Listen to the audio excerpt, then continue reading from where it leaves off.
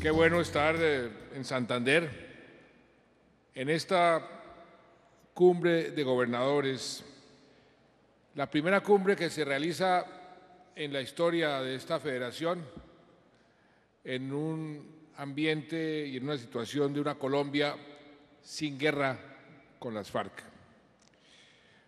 Lo que ayer decretamos, lo que ayer ordenamos, el cese al fuego bilateral y definitivo, es precisamente eso. Se terminó la guerra.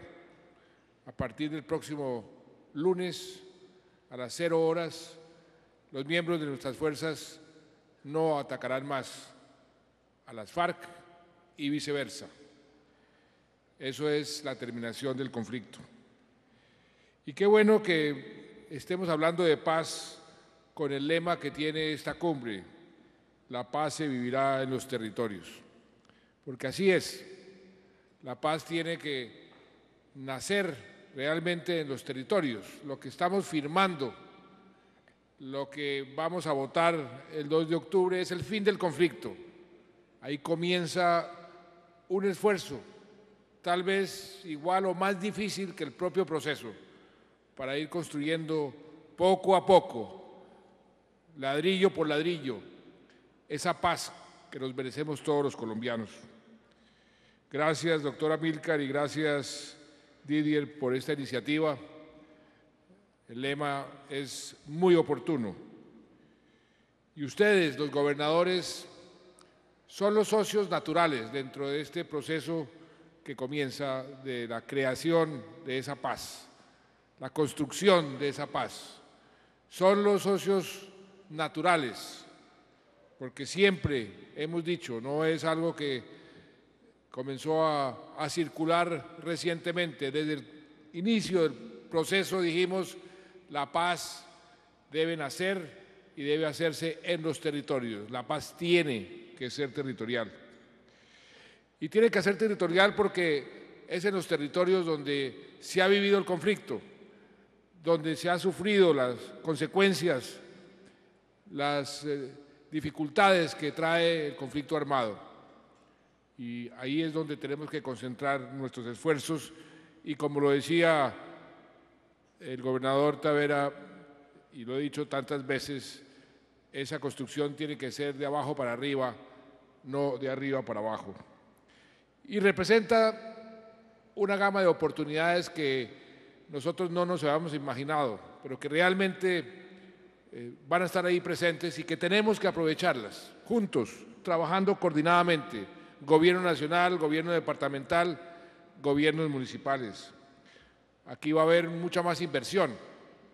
Ustedes no se alcanzan a imaginar la cantidad de empresas alrededor del mundo que están viendo a Colombia con una gran perspectiva, con gran optimismo, pero que simplemente por ser un país en conflicto, por estar en la lista oficial de un país en conflicto, sus juntas directivas dicen, allá no pueden invertir.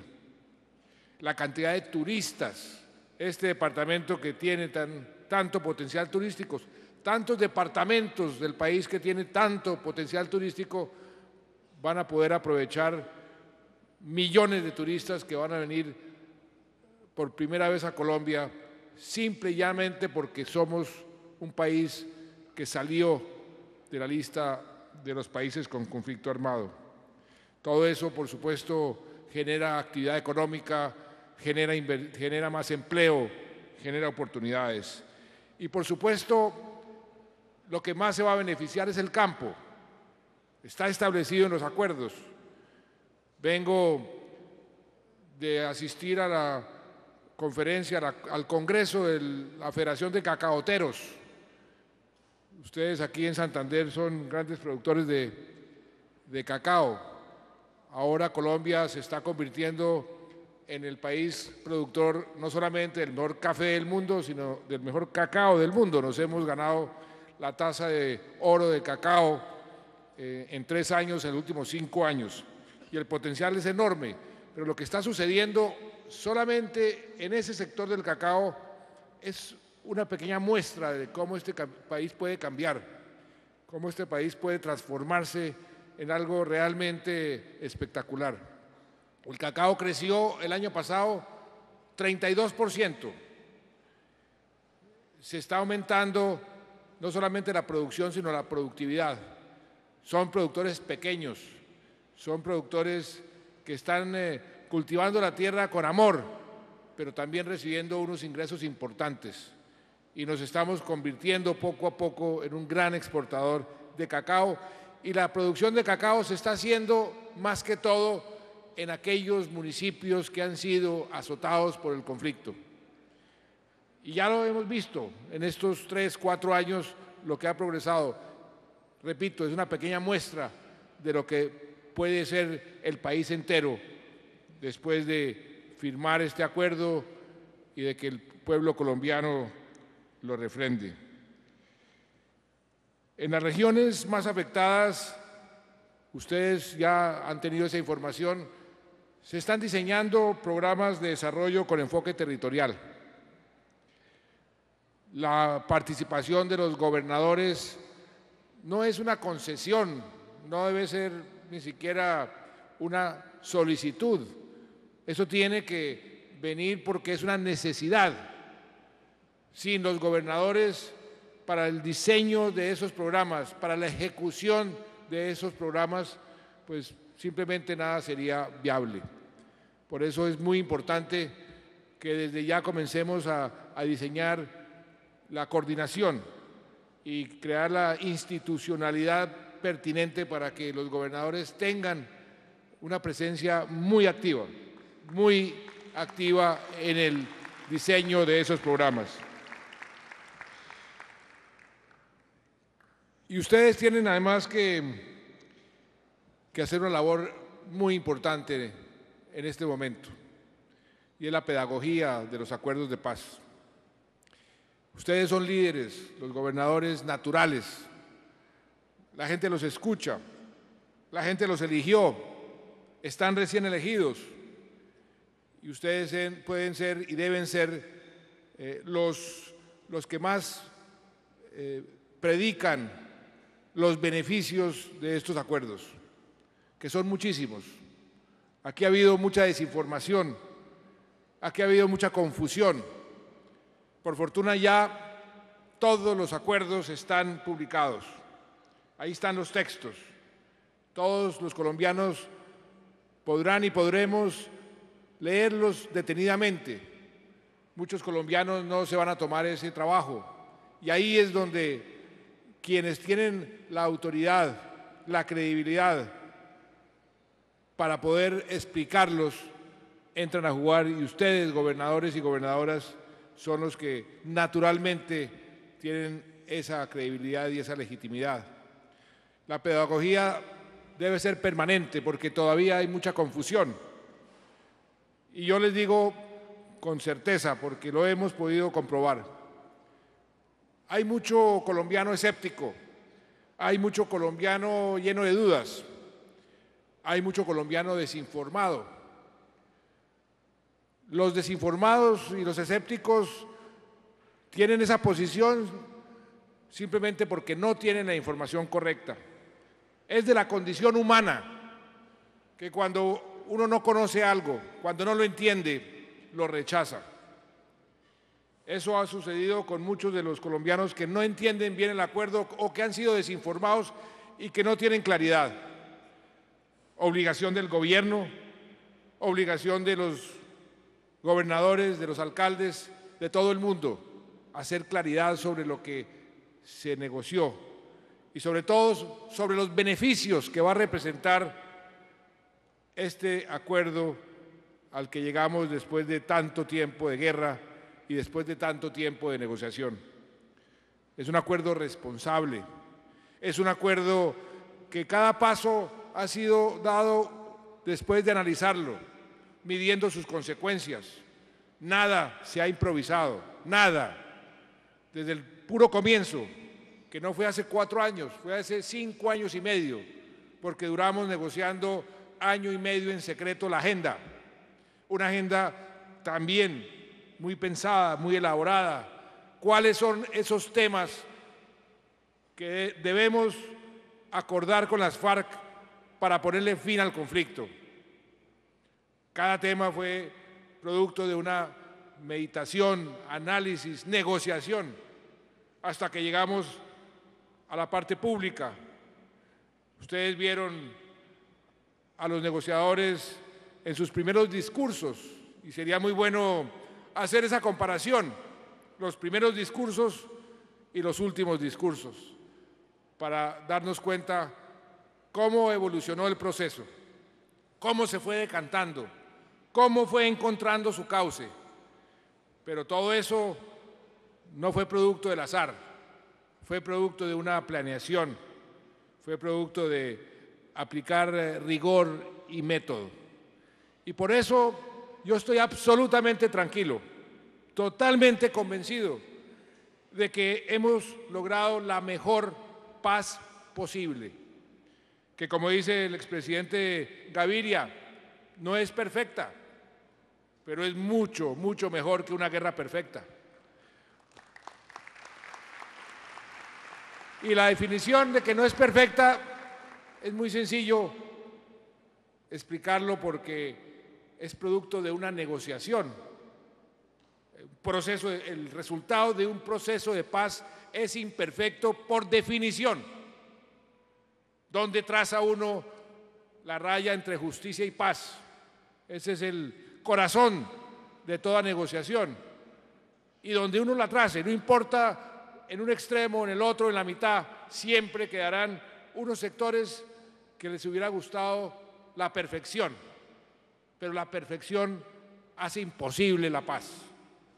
Y eso es lo que todos debemos entender.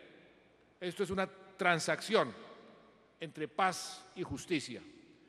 Y creo yo, de corazón, que hemos llegado a un equilibrio que es bueno para todo el mundo. Y los beneficios de haber llegado a ese equilibrio hacia el futuro son inmensamente más grandes, son mucho más poderosos, más fuertes que cualquier costo de no tener una paz perfecta. Pero como digo y repito, la paz perfecta no hubiese permitido, la paz perfecta no existe, la paz perfecta no hubiese permitido que realmente pudiésemos firmar unos acuerdos. Estos acuerdos tienen un componente muy importante de fortalecer nuestra democracia, de darle más representación a zonas que han estado azotadas por el conflicto, que no son zonas que están dominadas por las FARC, como se ha dicho.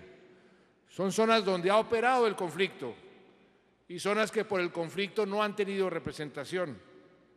No es bueno, me pregunto, para una democracia que esas zonas tengan algún tipo de representación en el Congreso de la República. Por supuesto que sí. Esa paz que logramos tiene un elemento de darle más garantías a la oposición. Desde la Constitución del 91, que lideró el presidente Gaviria en uno de los cambios más importantes que ha tenido nuestro país en toda la historia. Esa Constitución, una Constitución garantista, como pocas constituciones en el planeta, tenía un artículo especial sobre los derechos de la oposición, el estatuto de la oposición. No hemos logrado que ese estatuto de la oposición se convierta en ley. Ahora sí, lo vamos a lograr. ¿Y eso qué hace? Fortalecer nuestra democracia, fortalecer nuestra institucionalidad y nuestra política. Porque cuando tiene uno una oposición que se siente con garantías y con derechos, eso fortalece el diálogo, fortalece la convivencia y fortalece la tolerancia. Este acuerdo tiene también una visión muy particular sobre los derechos sociales de los colombianos, que coincide perfectamente con el gobierno, en el campo y en las ciudades, de abrir oportunidades, de darle acceso a la tierra a campesinos que nunca han tenido, de invertir en aquellos sectores que más lo necesitan. Y esto también va a fortalecer nuestra democracia. Yo reto a cualquier persona a que me digan de este acuerdo, ¿qué hay ahí que pueda vulnerar nuestra institucionalidad, el respeto por nuestras leyes, el respeto por nuestra Constitución? No hay absolutamente nada, todo lo contrario. Todo lo hemos hecho dentro de nuestra Constitución, respetando nuestras leyes, respetando nuestras instituciones. Aquellos que hablan de golpe de Estado no saben de qué están hablando. Golpe de Estado cuando las reformas que vamos a poner en marcha tienen el visto bueno del Congreso de la República, que es el órgano natural para generar esas reformas de leyes y de reformas constitucionales. Cuando las propias Cortes, la Corte Constitucional, se va a convertir en el filtro necesario precisamente para que todo lo que se haga de acuerdo a nuestra Constitución. Y como si fuera poco, lo que estamos haciendo, lo estamos sometiendo al pueblo colombiano para que sea el pueblo soberano, el que diga en última instancia, vamos por aquí o no. Si alguien me puede decir qué más garantías constitucionales, legales, democráticas puede uno encontrar, pues que me lo digan, porque a mí no se me ocurren.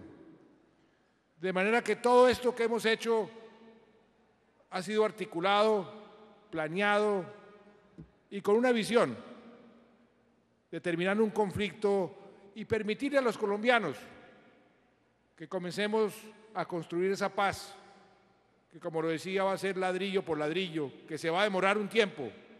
El país no va a tener un paraíso el 3 de octubre o el 24 de diciembre o el año entrante o dentro de 2 años, pero sí vamos a tener un camino mucho más despejado para poder construir esa paz. Y eso es un logro muy importante que le dejamos a nuestros hijos y a nuestros nietos. El plebiscito no fue un capricho mío, como dicen algunos, sí fue una insistencia mía, pero por varios motivos. Primero, porque cuando se inició este proceso, yo sabía que iba a ser un proceso difícil. Me lo advirtieron. ¿Para qué se mete usted en esto? Si usted lo eligieron como presidente el año 2010 porque fue el ministro de Defensa exitoso, el que más duros golpes le dio a las FARC. El solo hecho de sentarme con ellos, la gente no lo va a entender. Y cuando comience a dar concesiones, la gente lo va a entender menos. Y eso le va a costar a usted una parte importante de su capital político. Y yo dije, pues puede que sea así, pero creo que es lo correcto. Y para que la gente tenga tranquilidad de que lo que vamos a hacer será también lo correcto, que no vamos a enloquecernos en la negociación o a entregar, como algunos dicen, el país, lo vamos a someter a una refrendación por parte del pueblo colombiano. Y desde el comienzo dije, esa refrendación va. Amigos míos, asesores míos, ministros, la contraparte de las FARC, todos decían no, esa refrendación no es necesaria, esa refrendación no hay que hacerla como usted quiere, presidente, pero yo insistí, no como capricho, sino por una íntima convicción de que era el camino correcto para darle más legitimidad a un paso tan importante como el que estamos tomando en este momento. Y eso es lo que vamos a hacer el próximo 2 de octubre. ¿Por qué un plebiscito? Porque es la forma más práctica que nuestra Constitución tiene para preguntarle al pueblo colombiano sobre una decisión que ha tomado el presidente de la República. El referendo era imposible porque la propia Corte Constitucional había fallado diciendo que en un referendo todas las preguntas tienen que hacerse por separado. Imagínense, doctor Mauricio y doctor Pinto, preguntándole al pueblo colombiano sobre el texto que yo les entregué ayer. Eso era imposible. Y que bajamos arbitrariamente a los Chávez el umbral. Mentiras. Eso no es cierto. Todo lo contrario. En la discusión del Congreso, porque el proyecto llegó sin umbral, en la discusión del Congreso se recomendó que en lugar de un umbral del 25% de participación, como está establecido, que se pusiera un umbral del 13,5% de votos afirmativos. Eso, queridos amigos, hace más exigente la votación por el sí que la participación del 25%. De manera que ese ataque que han hecho de que arbitrariamente el presidente, su gobierno, bajó el umbral al estilo de cualquier dictador es absolutamente falso. Lo que hicimos fue aceptar una sugerencia del Congreso, que en buena hora se hizo, para hacer más democrático y más exigente la votación por el sí.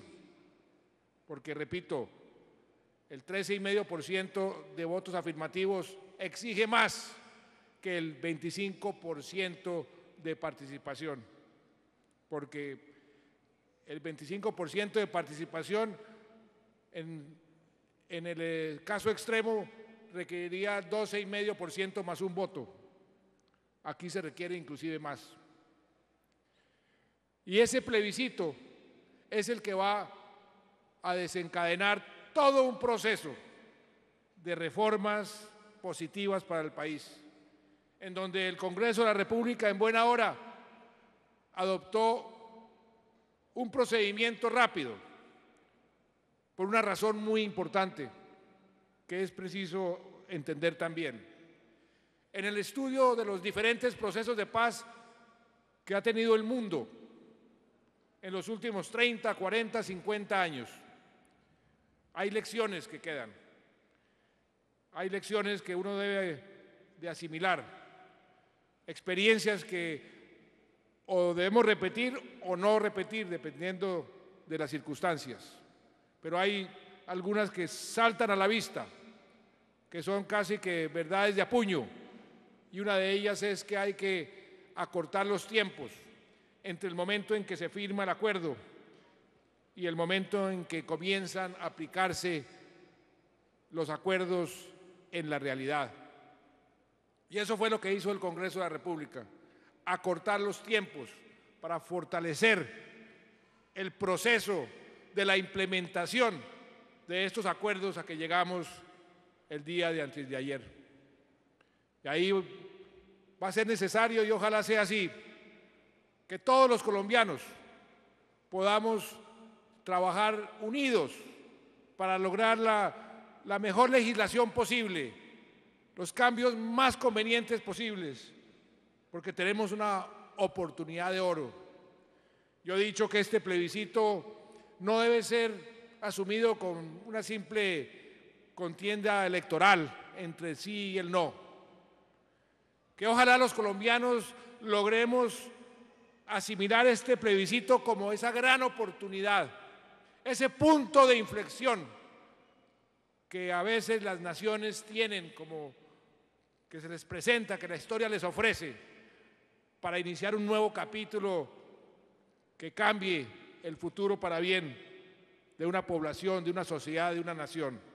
Esa es la oportunidad que tenemos y por eso es tan importante la participación de ustedes, señores gobernadores y gobernadoras, en este plebiscito que está ya a la vuelta de la esquina. 2 de octubre, un mes larguito, no es nada.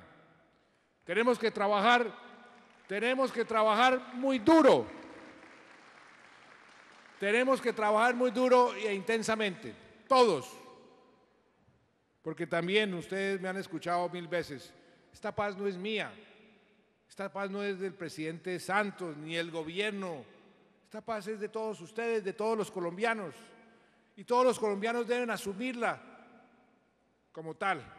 Todos los colombianos deben poner su granito de arena, todos los colombianos tienen que sentir que con su voto le está dejando a sus hijos, a sus nietos y a las próximas generaciones un mejor país. Que todos participen, se sientan partícipes, se sientan parte de esta gran transformación. Seamos exitosos en ese primer paso de una caminata muy larga, de una marcha muy extensa para la creación de esa nueva Colombia en paz. Ahí, señores gobernadores y gobernadoras, tenemos además todos los instrumentos, tenemos además toda la libertad. Algunos han querido infundir miedo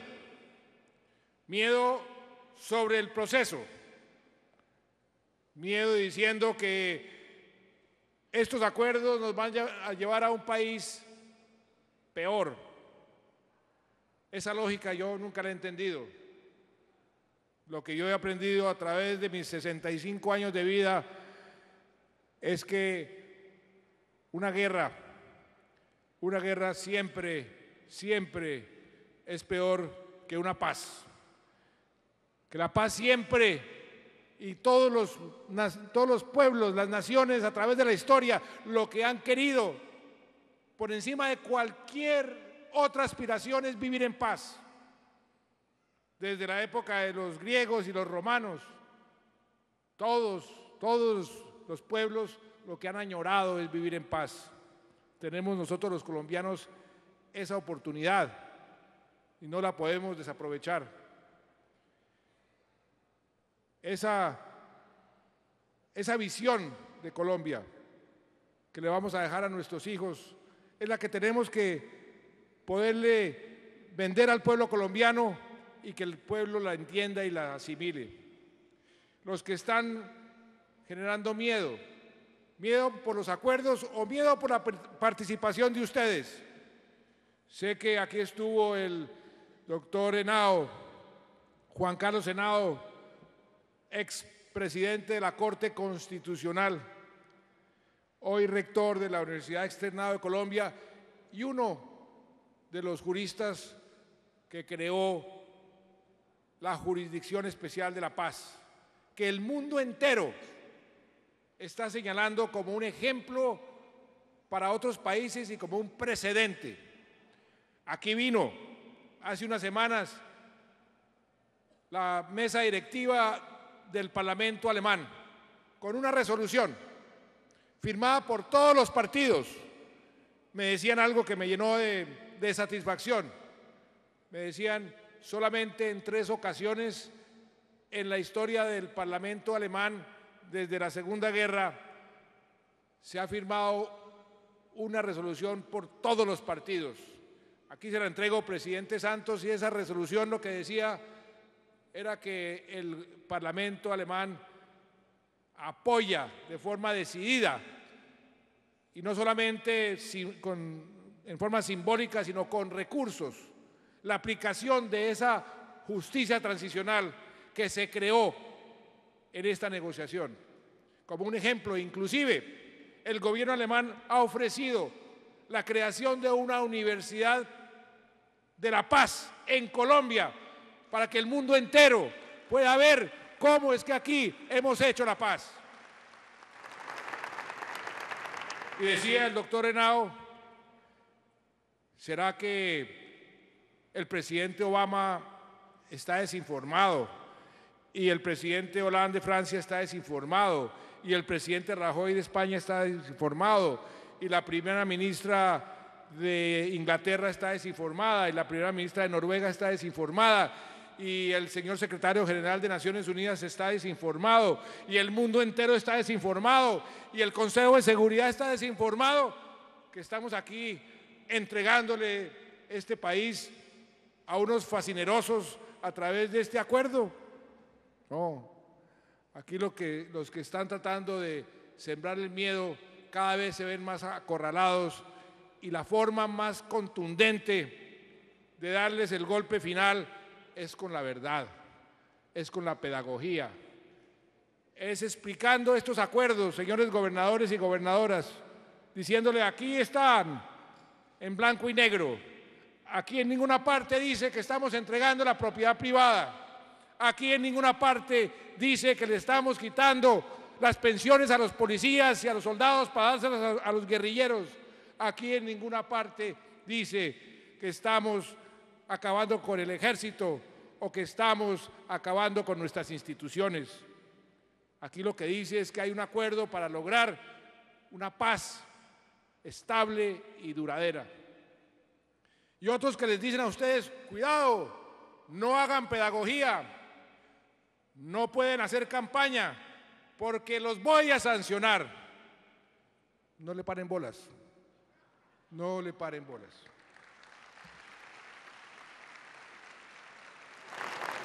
Yo voy a emitir una directiva presidencial aclarando muy bien qué pueden hacer los funcionarios en esta campaña. Y los funcionarios pueden hacer prácticamente todo. ¿Qué no pueden hacer? ¿Qué no pueden hacer? Que no se alteren las partidas presupuestales existentes a fin de dotar de recursos alguna campaña. No creo que ningún gobernador o gobernadora en este momento esté pensando en hacer cambios en sus partidas presupuestales, pero no lo pueden hacer. Que no se afecte el adecuado funcionamiento de la actividad estatal, es decir, que no cierren las gobernaciones. Digan, usted no va a cerrar la gobernación para irse a hacer campaña. Por supuesto que no.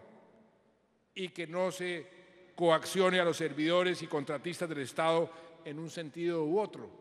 Que nadie diga, si usted no vota sí o no vota no, lo voto del puesto o le quito el contrato.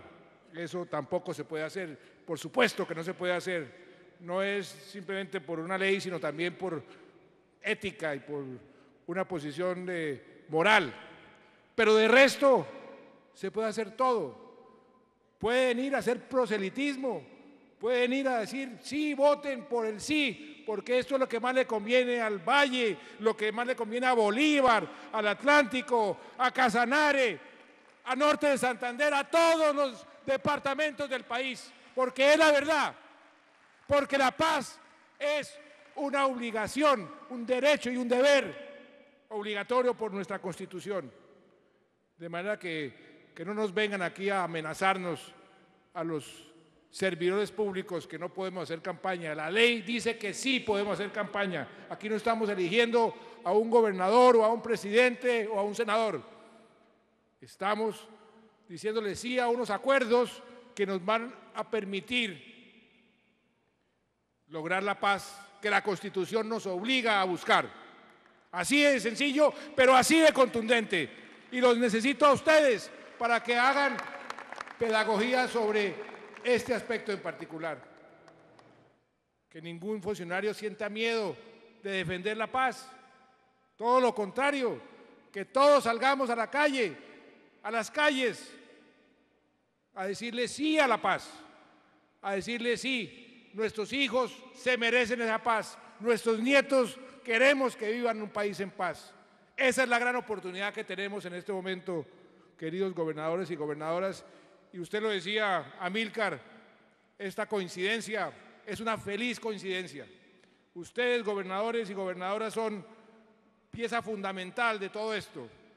Qué bueno ese sueño guayú suyo. Los guayús, sabios. Yo todavía tengo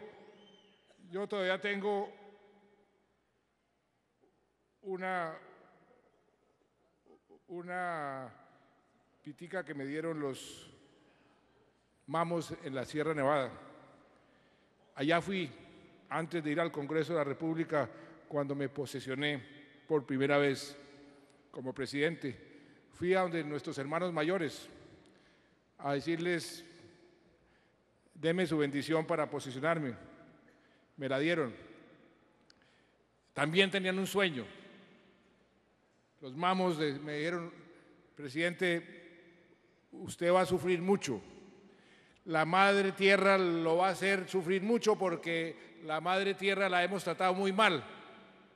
Y ustedes se recordarán ese fenómeno de la niña en el año 2010, 2011 y 2012.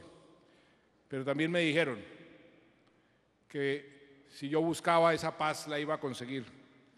Ese sueño de los hermanos mayores lo estamos haciendo realidad. Pero esa paz, queridos gobernadores y gobernadoras, tenemos que construirla después de silenciar los fusiles entre todos. Unámonos todos en ese espíritu de paz, de respetar las diferencias, de respetar que otras personas piensen diferente a lo que piensa uno, de tolerarnos los unos a los otros, de discutir, de dialogar. Y busquemos los comunes denominadores, que tenemos muchísimos, todos los colombianos. Esta es una nación espectacular, llena de riquezas, llena de potencial. Ahora que se nos abre ese camino de la paz, si todos trabajamos juntos, no habrá nada que no podamos alcanzar. Por eso, qué bueno que en esta cumbre de gobernadores hayamos coincidido. Y espero que su sueño guayú del sí a la paz el 2 de octubre no solamente se cumpla, sino que se cumpla con creces, porque es lo que necesitamos, un sí contundente, apabullante, para que a partir de ese momento esta Colombia sea una Colombia realmente espectacular, como es la que merecemos todos los colombianos. Que Dios los bendiga y muchas gracias.